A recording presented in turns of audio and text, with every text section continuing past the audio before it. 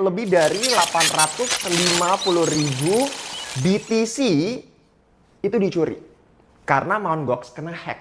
Mt. Gox ini exchange terbesar di kripto pada tahun 2014. Sebesar apa sih Mt. Gox ini? Mt. Gox ini handle lebih dari 70% transaksi volume kripto secara global. Apa yang terjadi ketika Mt. Gox mengalami hack ini? Trust-nya hilang. Harga Bitcoin turun lebih dari 50%. Dan itu menjadi awal dari yang namanya winter season. Makanya jangan cuma jago investasi atau trading, tapi jago juga jagain duit kalian. Karena pada akhirnya yang akan menang di permainan ini bukan yang cuma punya return tinggi, tapi yang bisa memproteksi diri mereka. Supaya mereka bisa terus survive dalam permainan ini untuk jangka yang panjang. Lebih dari 850.000 BTC itu dicuri karena Mt. Gox kena hack. Mt. Gox ini exchange terbesar di kripto pada tahun 2014. Sebesar apa sih Mt. Gox ini? Mt. Gox ini handle lebih dari 70% transaksi volume kripto secara global. Apa yang terjadi ketika Mt. Gox mengalami hack ini? Trust-nya hilang.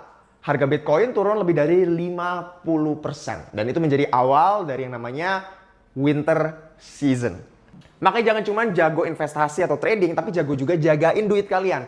Karena pada akhirnya yang akan menang di permainan ini bukan yang cuma punya return tinggi, tapi yang bisa memproteksi diri mereka. Supaya mereka bisa terus survive dalam permainan ini untuk jangka yang panjang. Lebih dari 850.000 BTC itu dicuri karena Mt. Gox kena hack. Mt. Gox ini exchange terbesar di kripto pada tahun 2014. Sebesar apa sih Mt. Gox ini? Mt. Gox ini handle lebih dari 70% transaksi volume kripto secara global. Apa yang terjadi ketika Mt. Gox mengalami hack ini? Trust-nya hilang. Harga Bitcoin turun lebih dari 50%. Dan itu menjadi awal dari yang namanya winter season.